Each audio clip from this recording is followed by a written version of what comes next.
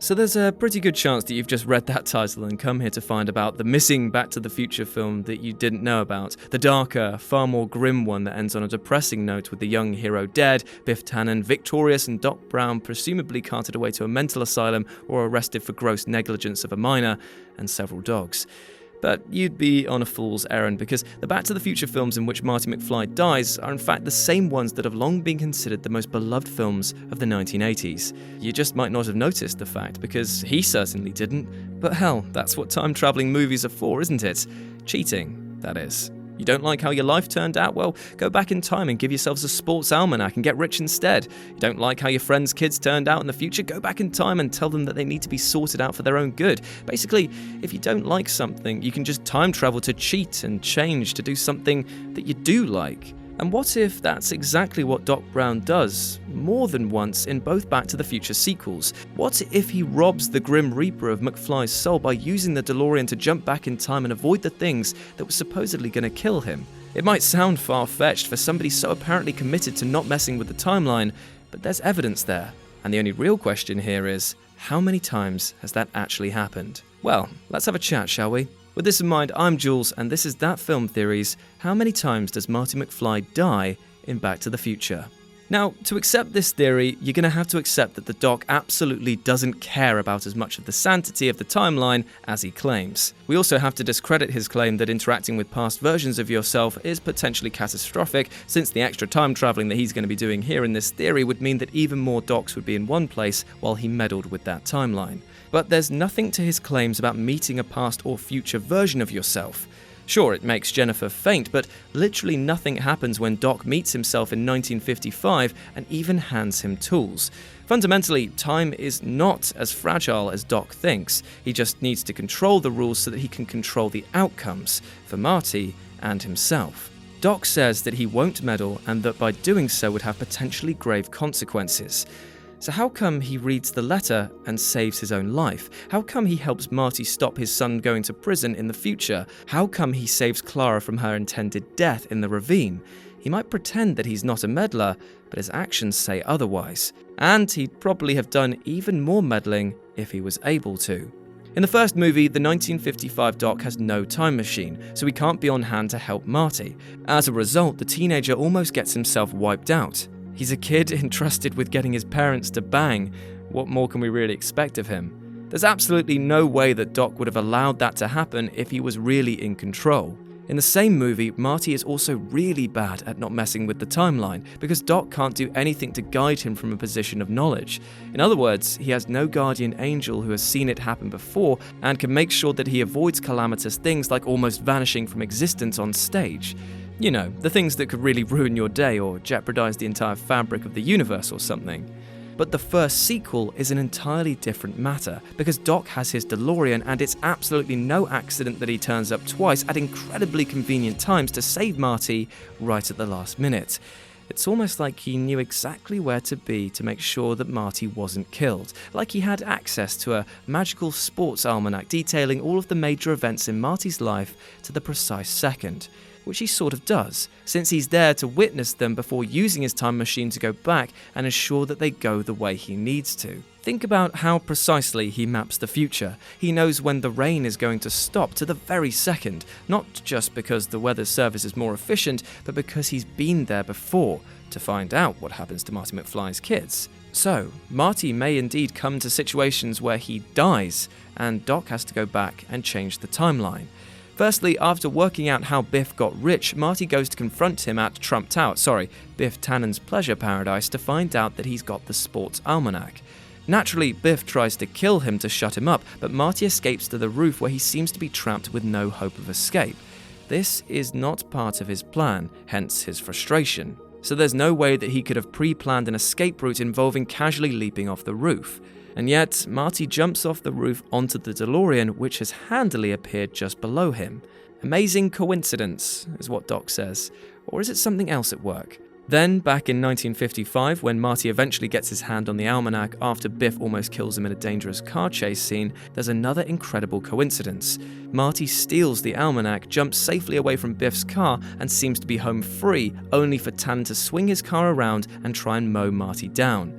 But just as it looks like he's toast at the end of the tunnel, Doc miraculously appears with a rope of bunting to pull Marty to safety, literally seconds before he goes under Biff's wheels. Even accounting for Doc watching what's happening, there is absolutely no way he'd know to appear at that precise moment with having experienced it once before. As a logical scientist, surely he'd have gone to the other end of the tunnel. I mean, that's where the vehicles were heading. The only explanation that relies on almighty coincidence is that Doc knew when to save Marty because he'd already witnessed him not being saved.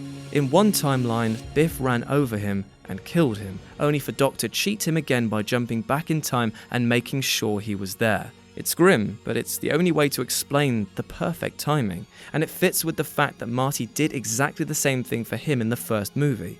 Knowing that he was going to be killed by the Libyans, Marty used the time machine to save Doc in a less direct way, seemingly foreshadowing Doc saving his life in the sequels. And it's not just the first sequel in which it might have happened. Despite the fact that Doc appears to be trapped in the past back in Back to the Future 3, there's an argument to suggest that he actually used a secret time machine once more to save Marty from death. In Back to the Future 3, when Marty gets back to 1885, he's strung up almost immediately by tannin, only for Doc to miraculously appear precisely as the rope is choking him. Sure, it could have been a coincidence that he saw Marty from his workshop, even if he usually worked with his door closed on account of all the weird futuristic inventions that he was working on, but to be that precise with his coincidentally available sniper rifle? He's a peaceful man. Why would he have such an impressive weapon if not for a very specific reason? It's all very suspicious, frankly. So where did the time machine come from at this point if the DeLorean wasn't functioning? And if he had a working means to time travel, why not just use the time machine at that point to simply take Marty back to his own time rather than going through the hassle of waiting for the train? Well, first let's deal where the time machine came from. Think of it this way. Once Marty was killed, Doc would have been singularly focused on time traveling to save him. It's not like he didn't have access to an albeit broken DeLorean, nor frankly ludicrous inventiveness. After all, this was the same scientist who would somehow make a time-traveling train that could fly in around 1895 with the technological limitations that supposedly trapped him in the past. So in short, he simply did exactly what he would do after Marty got back to the future at the end of the third movie. He made another time machine using the parts of the original broken one. Then he went back in time to 1885 and saved Marty from Biff's hangman's rope. And as for why he didn't just take himself and Marty back to the future at that point, well, it's important to think of Back to the Future as a sort of retelling of It's a Wonderful Life's narrative. Only instead of the morality tale being around George not existing, it's around Marty McFly's disastrous decision-making. Doc is essentially Marty's Clarence, his guardian angel, guiding him not only to safety, but to a position where he will learn for himself how not to mess up the future. Why else would Doc take him to the future to fix something that could be fixed in the present? He needed Marty to actively learn the lessons those events would teach him in 2015. He needed Marty to learn not to be provoked into self-destructive behavior by people calling him chicken. He needed him to be more sensible so that when Needles offered him the race that would ultimately ruin his life, Marty would know what the right decision was to make. Again, Doc using the 1885 experience to educate Marty and make him a better person was no more than him saving his life again.